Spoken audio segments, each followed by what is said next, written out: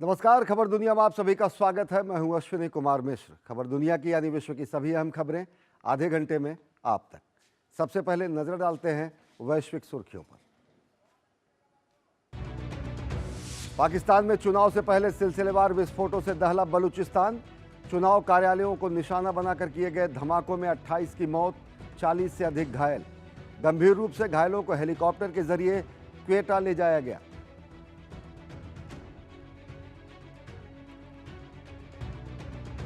आसमान छूती महंगाई और राजनीतिक अस्थिरता के बीच पाकिस्तान में कल होंगे आम चुनाव। नेशनल असेंबली की 266 सीटों के लिए होगा मतदान।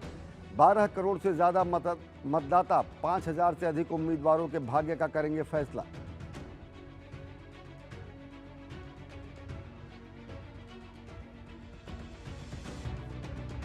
हमास ने इजराइल के सामने 3 चरणों के संघर्ष विराम का रखा प्रस्ताव। फलस्तीनी कैदियों के अदला बदली के साथ साथ गजा के पुनर्निर्माण सहित रखी कई मांगे। अमेरिकी विदेश मंत्री एंटनी ब्लिंकन ने बेंजामिन नेतन्याहू से प्रस्तावित संघर्ष विराम पर की चर्चा। रूस ने कई यूक्रेनी शहरों को फिर से बनाया निशाना। राजधानी कीव सहित अन्य शहरों में मिसाइल और ड्रोन हमले में 5 से अधिक लोगों की मौत। आईएईए के प्रमुख ने जापोरिजिया परमाणु संयंत्र का किया दौरा। स्वीडन ने नॉर्ड स्ट्रीम गैस पाइपलाइन में हुए विस्फोट की जांच बंद की। जर्मनी को सौंपेगा सबूत। आर्थिक संकट से जूझ रहे श्रीलंका में राष्ट्रपति रानिल विक्रमसिंघे ने दिए सकारात्मक बदलाव के संकेत। श्रीलंकाई संसद को संबोधित करते हुए देश के आर्थिक परिदृश्य में जरूरी बदलाव की घोषणा की। कहा, श्रीलंका वित्तीय संकट से जल्द उबरने में होगा कामयाब। और सबसे पहले खबरें एशिया महाद्वीप से।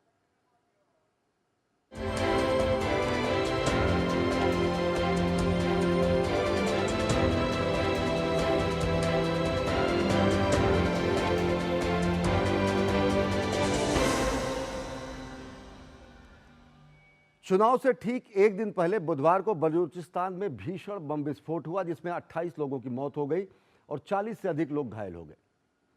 पहला विस्फोट बलूचिस्तान के पिशिन में एक निर्दलीय उम्मीदवार के चुनाव कार्यालय के बाहर हुआ। 16 लोगों की यहां मौत हो गई और 30 से अधिक लोग घायल हो गए। 1 घंटे के भीतर ही दूसरा विस्फोट जमीयत उलेमाए इस्लाम पाकिस्तान के दफ्तर के बाहर हुआ, जिसमें 12 लोगों की जान चली गई। घायलों को इलाज के लिए हेलीकॉप्टर के जरिए क्वेटा ले जाया गया। पाकिस्तान में कल यानी 8 फरवरी को चुनाव होने हैं। मतदान से पहले बलूचिस्तान प्रांत में हुए भीषण बम विस्फोटों को लेकर सुरक्षा एजेंसियां अलर्ट पर हैं। और पाकिस्तान के सियासी मुस्तकबिल का फैसला पाकिस्तान की आवाम कल यानी 8 फरवरी को करेगी। पाकिस्तान की नेशनल असेंबली में कुल 336 सीटें हैं और जिनमें 70 सीटें आरक्षित हैं। आम चुनाव में 5121 उम्मीदवार अपनी किस्मत आजमा रहे हैं। पाकिस्तान में लगभग 12 करोड़ 85 लाख मतदाता हैं और इनमें 2 करोड़ 25 लाख युवा मतदाता हैं। और ये युवा मतदाता पहली बार अपने मताधिकार का प्रयोग करेंगे। लंबी राजनीतिक अस्थिरता के बाद हो रहे इस चुनाव में पाकिस्तान की आवाम कई अहम बुनियादी मुद्दों पर वोट डालेगी। पाकिस्तान में बार बार लोकतंत्र का गला घोटा गया है। ऐसे में पाकिस्तान में 8 फरवरी को आम चुनाव होने हैं। इन चुनावों के जरिए पाकिस्तान की जनता आगामी 5 वर्षों के लिए अपने भविष्य को तय करेगी। देश में चुनाव तब हो रहे हैं जब लोग आसमान छूती महंगाई से जूझ रहे हैं। इसी के साथ ही यहाँ के लोग कई आर्थिक और राजनीतिक संकटों के साथ आतंकी हमलों के बीच अपनी जिंदगी जीने को मजबूर हैं। इन चुनावों में देश के 18 से 23 वर्ष की आयु के लगभग 2.25 करोड़ युवा पहली बार मतदान में हिस्सा लेंगे। लेकिन ये युवा वर्ग खास तौर पर राजनीतिक दलों के वादों को महज चुनावी जुमले मान रहा है और उनका कहना है कि चुनाव के परिणाम से उनका या देश का भविष्य नहीं बदलने वाला है। नई हुकूमत का भी चोर डाकू ही आएंगे दोबारा से, ठीक है, अपनी जेबें भरेंगे, बस यही कर सकते हैं। वो आवाम के लिए फ़ायदा नहीं, नौजवानों के लिए फ़ायदा नहीं, ना नौकरियां देते हैं, सिर्फ लारे पे रखते हैं। अब अगर बात करें पाकिस्तान के इन चुनावों की, तो वहां 10वीं सदनीय संसदीय व्यवस्था है, जिसमें नेशनल असेंबली के ज्यादातर सदस्यों को लोगों द्वारा चुना जाता है। नेशनल असेंबली में 336 सीटें हैं। 266 का फैसला मतदान के दिन सीधे मतदान के माध्यम से किया जाता है, जबकि 70 सीटें आरक्षित हैं। वहीं 60 सीटें महिलाओं और 10 सीटें गैर मुस्लिमों के लिए आरक्षित होती हैं। पंजाब प्रांत में सबसे ज्यादा 141 सीटें, सिंध में 75, खैबर पख्तूनख्वा में 55, बलूचिस्तान में 20 और इस्लामाबाद में 3 सीटें हैं। पाकिस्तान में फिलहाल 12.85 करोड़ मतदाता हैं, जो देश की कुल आबादी का आधे से अधिक है। इसमें 6.9 करोड़ पुरुष जबकि 5.9 करोड़ महिला मतदाता हैं। पंजीकृत मतदाताओं में भी 44% 35 वर्ष से कम आयु के हैं। 2018 के बाद से देश में 2.25 करोड़ मतदाता बढ़ गए हैं, जिसमें 1.25 करोड़ महिलाएं हैं। 2018 के हुए आम चुनावों में 52% लोगों ने अपने मताधिकार का इस्तेमाल किया था। इन सब के बीच मतदाता एक ऐसी सरकार के पक्ष में मताधिकार करना चाह रहे हैं जो जनता के लिए ईमानदारी से काम करे और बेलगाम महंगाई को कम कर सके। मैं चाहूँगी मैं कोई ऐसी पार्टी को वोट दूँ जो ईमानदार हो, जो ईमानदारी से अपने जो है फराइज को अंजाम दे। इस चुनाव में 5121 उम्मीदवार अपनी किस्मत आजमा रहे हैं। इनमें से 4806 पुरुष, 312 महिलाएं और 2 ट्रांसजेंडर उम्मीदवार हैं। वहीं चुनाव लड़ने वाली प्रमुख पार्टियां देखें तो पूर्व प्रधानमंत्री नवाज शरीफ की पाकिस्तान मुस्लिम लीग, तो दूसरी ओर बिलावल भुट्टो और आसिफ अली जरदारी के नेतृत्व वाली पाकिस्तान पीपुल्स पार्टी है, जबकि इमरान खान की पाकिस्तान तहरीक इंसाफ के चुनाव चिन्ह को चुनाव आयोग ने फ्रीज कर दिया है। इस वजह से पीटीआई के उम्मीदवार बतौर निर्दलीय चुनाव लड़ेंगे। आम चुनावों के लिए कुल 90,582 मतदान केंद्र बनाए गए हैं। इन मतदान केंद्रों में अत्यधिक संवेदनशील मतदान केंद्र लगभग 17,500, संवेदनशील मतदान केंद्र 32,508 और सामान्य मतदान केंद्र लगभग 42,500 है। खास बात यह है कि पाकिस्तान में बैलेट पेपर के जरिए मतदान किया जाता है। जानकारी के मुताबिक 8 फरवरी को होने वाले चुनाव के लिए 26 करोड़ बैलेट पेपर छापे गए हैं। तो आम चुनाव में नेशनल असेंबली की 266 सीटों पर सीधा मतदान करेगी पाकिस्तान की आवाम। और बुलेटिन में वक्त हो चला एक छोटे से ब्रेक का। देखते रहिए डीडी न्यूज।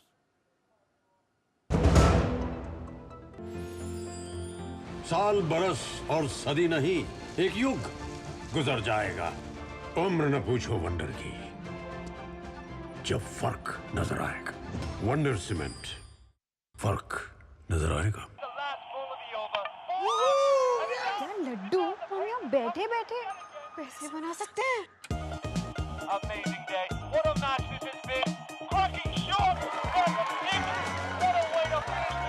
गाइस, मैं तुम्हारे बिजनेस आइडिया का बड़ा फैन हूं। अब बिजनेस चाहे जो भी, एसबीआई का करंट अकाउंट तो चाहिए ना। एसबीआई करंट अकाउंट से सिंप्लीफाइड बिजनेस ट्रांजैक्शंस और ग्रेट कस्टमर सर्विस। एसबीआई, देश का फैन। मेरे भाई अरविंद कुमार की कुछ महीने पहले एक्सीडेंट में डेथ हो गई। उन्होंने पॉलिसी बाजार से टर्म लाइफ इंश्योरेंस लिया हुआ था, जो अब भाभी के घर के खर्च और बच्चों की पढ़ाई में काम आएगा। पॉलिसी बाजार की टीम ने क्लेम दिलवाने में हमारी पूरी मदद की। क्लेम के टाइम पे आपकी हेल्प के लिए हमेशा तैयार। पॉलिसी बाजार, 1 करोड़ का टर्म लाइफ इंश्योरेंस सिर्फ 470 रुपए महीने से शुरू। साल, बरस और सदी नहीं, एक युग गुजर जाएगा। उम्र न पूछो वंडर की, जब फर्क नजर आएगा। वंडर सीमेंट, फर्क नजर आएगा। और ब्रेक के बाद आप सभी का स्वागत है। इजराइल और हमास के बीच जारी संघर्ष को 4 महीने पूरे हो गए हैं। हमास ने इजराइल के सामने संघर्ष विराम का प्रस्ताव रखा है।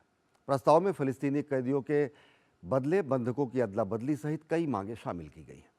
अमेरिकी विदेश मंत्री एंटनी ब्लिंकन और इजराइल के प्रधानमंत्री बेंजामिन नेतन्याहू ने हमास के संघर्ष विराम प्रस्ताव पर चर्चा की है। और इस सबके बीच अर्जेंटीना के राष्ट्रपति जेवियर माइले इजराइल पहुंचे और उन्होंने प्रधानमंत्री बेंजामिन नेतन्याहू से मुलाकात की। इजराइल और आतंकी समूह हमास के बीच जारी संघर्ष को आज 4 महीने हो गए हैं। इस बीच हमास ने इजराइल के सामने 3 चरण योजना के तहत संघर्ष विराम का एक प्रस्ताव सामने रखा है। इस प्रस्ताव में हमास ने फलस्तीनी कैदियों के बदले बंधकों की अदला बदली और गजा के पुनर्निर्माण सहित कई मांगें रखी हैं। हमास ने कहा है कि संघर्ष विराम 3 फेज में होना चाहिए। हर फेज में 45 दिन संघर्ष बंद रखा जाएगा और इस दौरान फलस्तीनी कैदियों के बदले इजरायली बंधकों की अदला बदली होगी। इसके अलावा हमास ने गजा से इजरायली सेना की पूर्ण वापसी की भी मांग की है। माना जा रहा है कि हमास का यह प्रस्ताव कतर और मिस्र के मध्यस्थों द्वारा पिछले सप्ताह भेजे गए एक प्रस्ताव की प्रतिक्रिया है।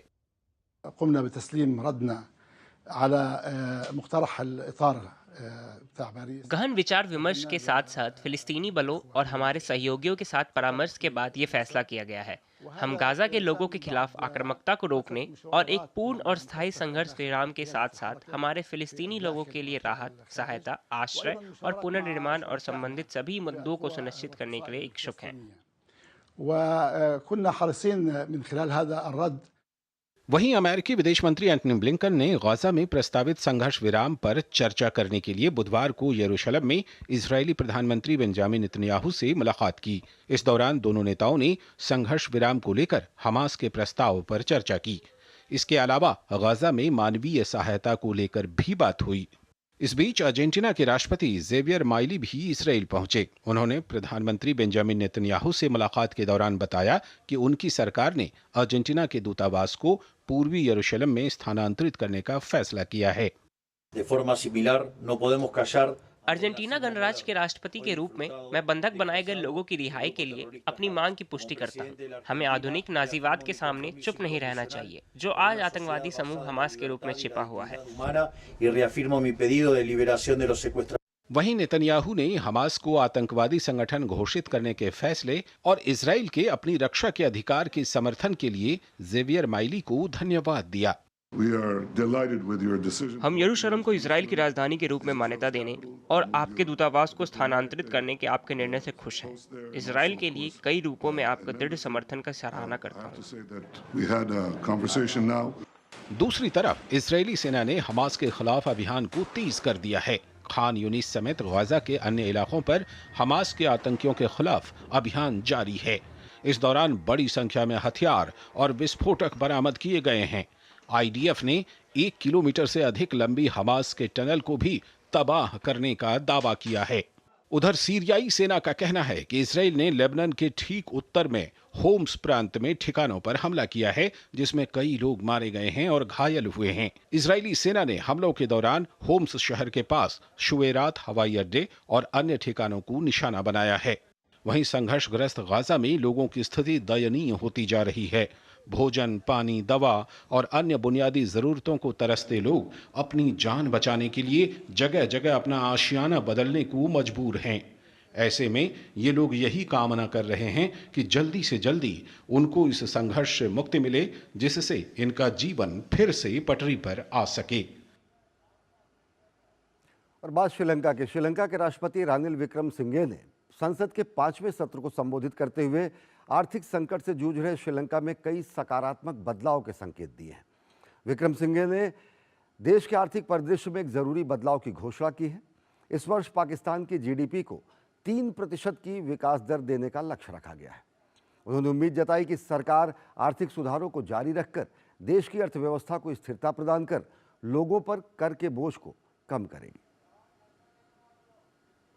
आर्थिक संकट से जूझ रहे श्रीलंका में राष्ट्रपति विक्रमसिंघे ने सकारात्मक बदलाव के संकेत दिए हैं।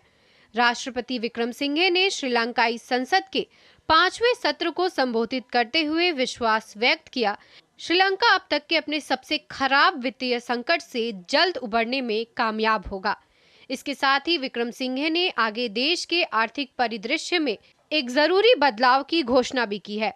उन्होंने कहा कि सरकार को उम्मीद है कि आर्थिक सुधारों को लागू करना जारी रखकर देश की अर्थव्यवस्था को स्थिर करते हुए लोगों पर कर का बोझ कम किया जाएगा। हमारी अर्थव्यवस्था जो पहले अभूतपूर्व गति से गिर गई थी, अब उल्लेखनीय रूप से आगे बढ़ी है। रॉकेट की गति से बदलाव हो रहा है। हम अब नीचे से ऊपर की ओर जा रहे हैं, जो कि हमारे लिए एक आशा की नई किरण है। राष्ट्रपति ने कहा कि पिछले साल नकारात्मक वृद्धि के बावजूद देश ने 2023 की तीसरी तिमाही में 1.6% की विकास दर के साथ वापसी की है। राष्ट्रपति ने जिन नए बदलावों की घोषणा की है, उनमें पहले 6 महीने में ऋण पुनर्गठन रणनीति प्रमुख रूप से शामिल है। घरेलू ऋण पुनर्गठन योजना को पहले चरण के रूप में सफलतापूर्वक लागू किया गया था और दूसरे चरण के रूप में विदेशी ऋणदाताओं के साथ पुनर्गठन के लिए एक नीतिगत समझौता किया गया है। निजी ऋणदाताओं के साथ बातचीत प्रगति पर है। इस वर्ष के शुरुआती 6 महीनों में पुनर्गठन योजना हमारी अर्थव्यवस्था को सामान्य स्थिति में बहाल करने के लिए तैयार है। इससे पहले अर्थव्यवस्था को मजबूत करने के लिए राष्ट्रपति रानिल विक्रमसिंघे ने श्रीलंका और भारत के जमीन संपर्क को बेहद अहम करार दिया। गौरतलब है कि रानिल विक्रमसिंघे ने विदेशी मुद्रा की भारी कमी के कारण उत्पन्न दुर्बल वित्तीय संकट के बीच 2022 के मध्य में राष्ट्रपति के तौर पर पदभार संभाला था। विक्रमसिंघे ने इस वर्ष श्रीलंका की जीडीपी को 3% तक बढ़ाने का लक्ष्य रखा है। विक्रमसिंघे ने साफ कर दिया है कि दिवालिया हो चुकी श्रीलंकाई अर्थव्यवस्था को दोबारा मजबूत बनाने के लिए वह ऐसे फैसले लेने को भी तैयार हैं जो जनता की नजर में अलोकप्रिय हो सकते हैं। और वक्त हो चला एक और छोटे से ब्रेक का। देखते रहिए खबर दुनिया की। साल बरस और सदी नहीं, एक युग गुजर जाएगा। उम्र न पूछो वंडर की, जब फर्क नजर आएगा। वंडर सीमेंट, फर्क नजर आएगा। टेक स्टार्टअप सॉलिड था, प्लान था कड़क, करना था समथिंग ग्रेट, पर शुरू से प्रॉब्लम्स ने घेरा यूं कि बिजनेस हुआ अपना लम्बेट। बिजनेस गुरु की जरूरत थी खास, सीधे गए SBI स्टार्टअप ब्रांच पे तो खुल गया success. Startup advisory and support SBI startup branch पे। ब्रेक के बाद आप सभी का स्वागत है। रुख करते हैं यूरोपीय महाद्वीप की ओर।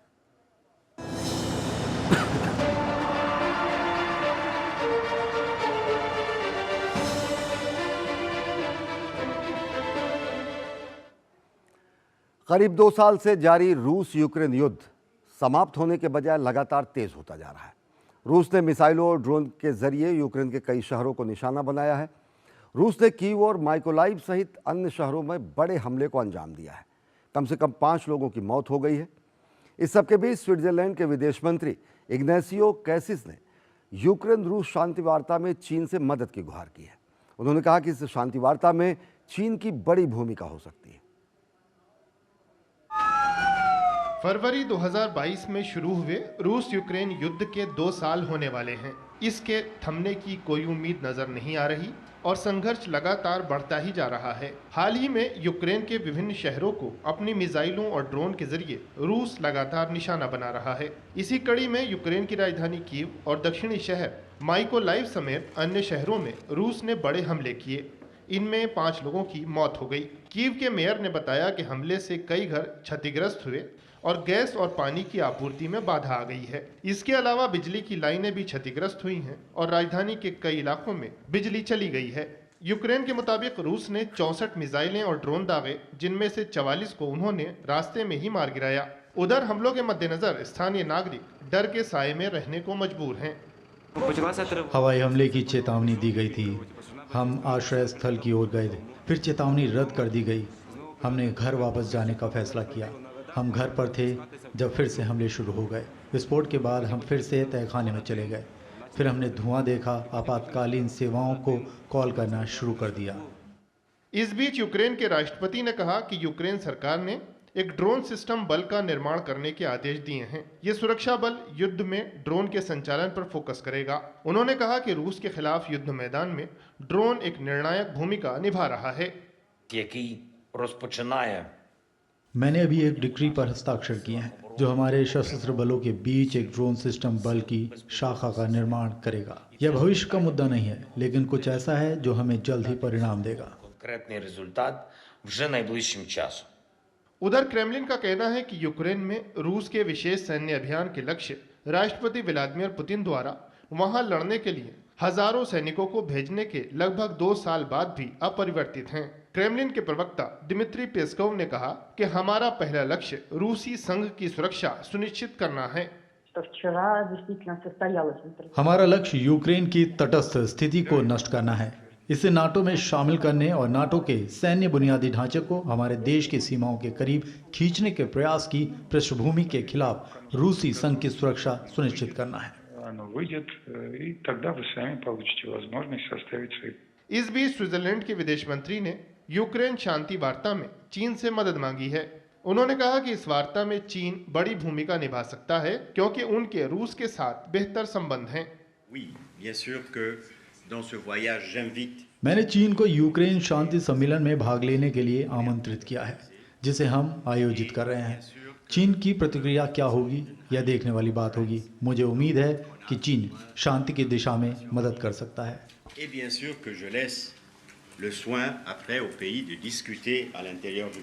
उधर स्वीडन के अधिकारियों का कहना है कि उन्होंने नॉर्ड स्ट्रीम गैस पाइपलाइनों में सितंबर 2022 में हुए विस्फोट की अपनी जांच बंद करने का फैसला किया है। स्वीडन ने कहा कि जांच में सामने आए सबूतों को जर्मनी को सौंप दिया जाएगा। नॉर्ड स्ट्रीम पाइपलाइन प्राकृतिक गैस पाइपलाइन है जो रूस और जर्मनी को जोड़ने वाले बाल्टिक सागर के नीचे से गुजरती है। इसमें 2022 में विस्फोट हो गया था। इस बीच क्रेमलिन ने कहा कि अब उसकी नजर जर्मनी की जांच पर रहेगी। रूस ने बार बार जांच के बारे में जानकारी मांगी है, लेकिन हमें यह जानकारी देने से इनकार कर दिया गया और हमें अभी भी मना किया जा रहा है। यह दिलचस्प होगा कि जर्मन अधिकारी इस जांच को कितनी ईमानदारी से करेंगे। वहीं रूस की संसद के ऊपरी सदन ने वित्त मंत्रालय से एक ऐसा कानून बनाने के लिए कहा है जो पश्चिमी देशों द्वारा जब्त की गई रूसी संपत्ति के खिलाफ कदम उठाने पर जवाबी कार्रवाई करेगा। और अब आपको दिखाते हैं विश्व संस्कृति की एक झलक।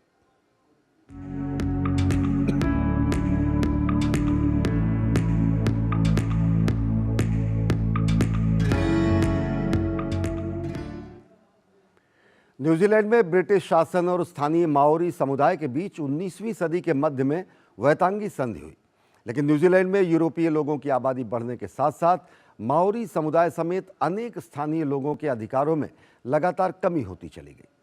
संधि के सही न लागू होने की वजह से एक लंबा अरसा बीत जाने के बाद आज भी विरोध के स्वर सुनाई देते हैं। क्या है आखिर इसके पीछे की वजह, देखिए हमारी खास रिपोर्ट। न्यूजीलैंड में ब्रिटिश शासन और स्थानीय माओरी समुदाय के बीच हुई वैतांगी की संधि को 184 साल पूरे हो गए हैं। 6 फरवरी 1840 को हुई इस संधि की वर्षगांठ को हर साल न्यूजीलैंड के राष्ट्रीय दिवस की तरह भी मनाया जाता है, लेकिन साथ ही इस वर्षगांठ के अवसर पर समय समय पर प्रदर्शन भी देखने को मिलते रहे हैं।